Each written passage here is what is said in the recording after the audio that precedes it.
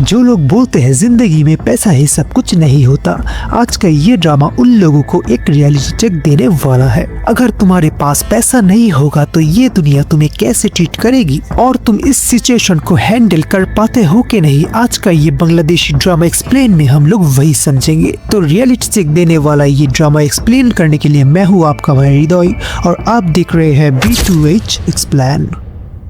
Video के शुरू में हम देखते हैं एक लड़का बॉडीगार्ड लेकर घमंड दिखाता हुआ आके बैठता है। ये है राइसुल। वो अतोशी नाम की इस लड़की को पसंद करता है, एंगेजमेंट के लिए आया है। जब अतोशी सोने का रिंग राइसुल को पहनाने जाती है तभी राइसुल वो रिंग देखना चाहता है और बोलता है ये सोने का रिंग से वो एंगेजमेंट नहीं करेगा। ये बोल के वो रिंग फेंक देता है और उसका दुबई से लाया हुआ डायमंड का रिंग सबको दिखाता है। तभी ड्रामा पास्ट में शिफ्ट होता है। हमें एक प्राइवेट यूनिवर्सिटी दिखाया जाता है जहां पर राइसुल पढ़ाई किया करता था। कुछ स्टूडेंट मिलकर राइसुल का मजाक बनाता हुआ दिख रहा होता है क्योंकि वो एक गरीब घर से बिलोंग करता है और उन लोगों के साथ एक ही प्राइवेट यूनिवर्सिटी में पढ़ता है। वहाँ पर अतोशी भी होती है। वो राइसुल को हमेशा डिफेंड करती है, ये बोल के कि राइसुल एक ब्रिलियंट स्टूडेंट है। वो 100% वेबर लेकर इस यूनिवर्सिटी में फ्री पढ़ रहा है अपने काबिलियत पर। अतोशी राइसुल को अच्छे से समझती थी। अगले सीन में हम देखते हैं अतोशी और राइसुल एक कैफे में बैठ के बर्गर खा रहे होते हैं। राइसुल अजीब तरीके से खा रहा होता है क्योंकि उसे जोर की भूख लगी थी। वो इतना गरीब था कि ठीक से भरपेट खाना भी नहीं खा पाता था।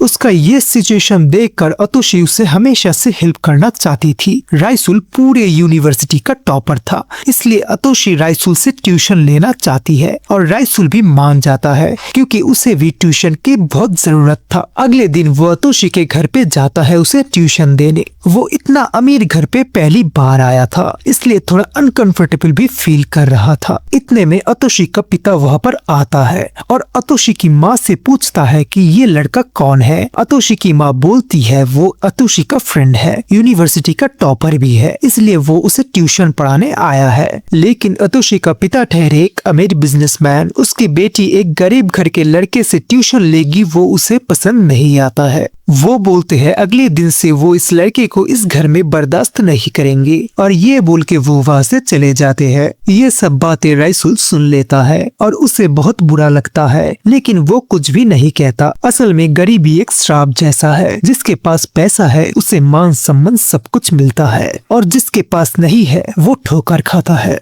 खैर ट्यूशन खत्म करके राइसुल घर आते ही देखता है उसकी माँ को उसका मकान मालिक घर से घसीटता हुआ बाहर कर दे रहा है क्योंकि उसने अभी तक घर का किराया नहीं चुकाया है। राइसुल उनको बहुत रिक्वेस्ट करके जैसे तैसे उनको मनाता है। दिक्कतें यहाँ तक होता तो ठीक था, लेकिन और भी दिक्कतें राइसुल के लिए अभी तक बाकी था। अगले दिन यूनिवर्सिटी से राइसुल का बुलावा आता है। सर बोलते हैं यूनिवर्सिटी का डिसीजन था अगर राइसुल इस एग्जाम में 3.75 मार्क्स मीटअप नहीं कर पाता तो उसे 25,000 रुपए फाइन भरना पड़ेगा। राइसुल का पिता नहीं है, इसलिए उसे फैमिली चलाने के लिए काम भी करना पड़ता है, इसलिए उसका मार्क्स भी थोड़ा गिर गया है इस बार। अब उसे 25,000 रुपए फाइन भरना पड़ेगा। ये सुन के राइसुल का चेहरा उतर जाता है और वो सर का पैर पकड़ के रिक्वेस्ट करने लगता है।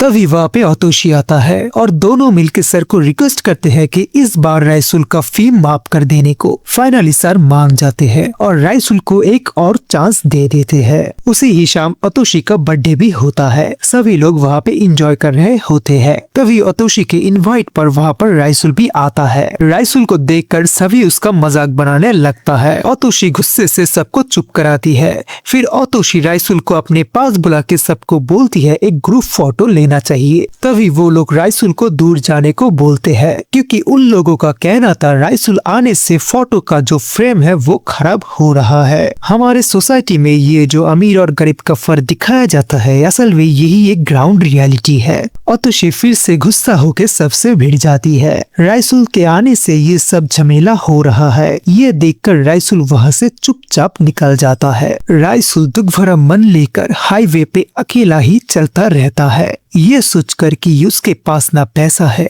और न सम्मान है। तभी अचानक एक गोली चलने की आवाज ने उसका रूह पूरी तरीके से कपा देता है। वो थोड़ा सामने जाते ही देखता है गाड़ी में एक इंसान को कोई गोली मार के वहाँ से चला गया है। तभी साइड से उस इंसान का फोन बजता है। राइसुल फोन उठा के बोलता है कि उसने जिस आदमी को कॉल किया है उसे कोई गोली मार के वहाँ से चला गया है। दूसरी तरफ से वो इंसान राइसुल को बोलता है कि वो कौन है उसे नहीं पता, लेकिन वो राइसुल को एक काम देना चाहता है। अगर वो लाश के पास पड़ा हुआ सूटकेस को सही सलामत पते पर पहुंचाता है तो वो उसे 5 लाख रुपए इनाम देगा। अब यहाँ पर राइसुल को भी पैसों की सख्त जरूरत था, इसलिए वो इस काम के लिए हामी भर देता है और उसका भेजा हुआ पते पे सूटकेस सही सलामत पहुंचाकर कॉल करने वाला आदमी से मिलता है। सब कुछ पूछ के कंफर्म करने के बाद वो आदमी राइसुल को 5 लाख रुपए कैश दे देता है। एक साथ 5 लाख रुपए देखकर राइसुल चकाचौंध हो जाता है और वो उस आदमी को बोलता है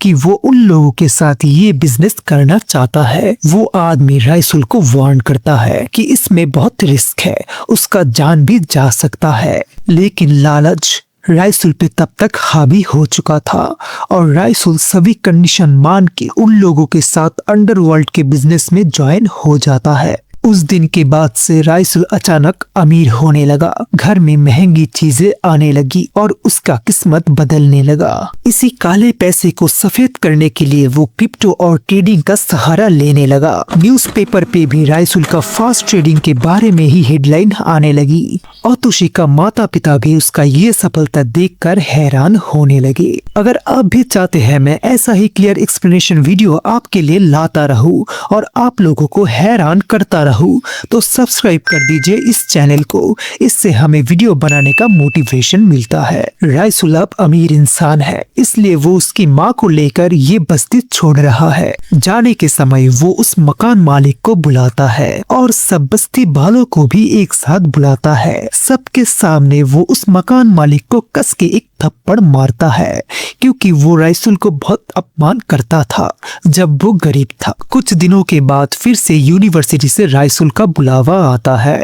इस बार राइसुल ने एग्जाम ही अटेंड नहीं किया था, इसलिए अब यूनिवर्सिटी का पूरा पैसा राइसुल को चुकाना पड़ेगा। सर ये भी बोलते हैं इस बार वो भी राइसुल को पैसा देकर कोई हेल्प नहीं करेंगे। ये सुन के राइसुल पैसों का घमंड दिखाता है और वो पैसों से भरा हुआ बैग सर के टेबल पे पूरा बिखेर देता है और वहां से चला जाता है। सर ये देख के पूरा हैरान रह जाते हैं। सर के ऑफिस से निकलते ही राइसुल देखता है वही लोग जो अतोशी के बर्थडे पे उसे अपमान किया था, वो राइसुल की कार पर ही बैठा है। मौका देखकर राइसुल उसके पास जाता है और बॉडीगार्ड देकर उसको गाड़ी से उतारता है और जबरदस्ती गाड़ी साफ भी करवाता है। यहाँ पर आके राइसुल का जो रिवेंज है होता है पूरा। अब सीन फिर से प्रेजेंट में शिफ्ट होता है। अतोशी राइसुल को पैर नीचे करके बैठने को बोलती है और ये भी बोलती है कि वो ये शादी नहीं करेगी, क्योंकि वो जिस राइसुल को प्यार करती थी वो ये राइसुल नहीं है। ये पैसों वाला घमंडी राइसुल से वो नफरत करती है। ये बोल के अतोशी वहाँ से चली जाती है। राइसुल का भी यहाँ पर कुछ नहीं कहने को रहता है और वो भी वहाँ से चला जाता है। धीरे धीरे राइसुल को भी रियलाइज होता है कि वो असल में ही घमंडी हो गया है और इस घमंड के चक्कर में उसने उसका प्यार भी खो दिया। राइसुल अतोशी को कॉल करता है बार बार, लेकिन वो कॉल नहीं उठाती।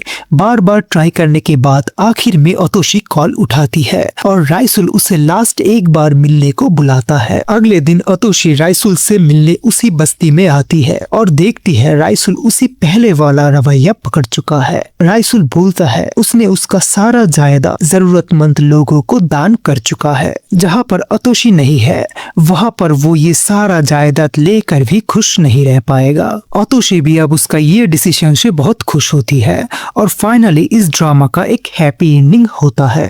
तो मोरल ऑफ द ड्रामा यही है कि जीने के लिए हमारी जरूरतें पूरी करने के लिए पैसों का जरूरत है, लेकिन ये भी ध्यान रखना पड़ेगा कि पैसा हमारा घमंड का कारण ना बने। घमंड हमें पूरी तरीके से बर्बाद कर देता है। तो मिलते हैं एक नए वीडियो में एक नए एक्सप्लेनेशन के साथ।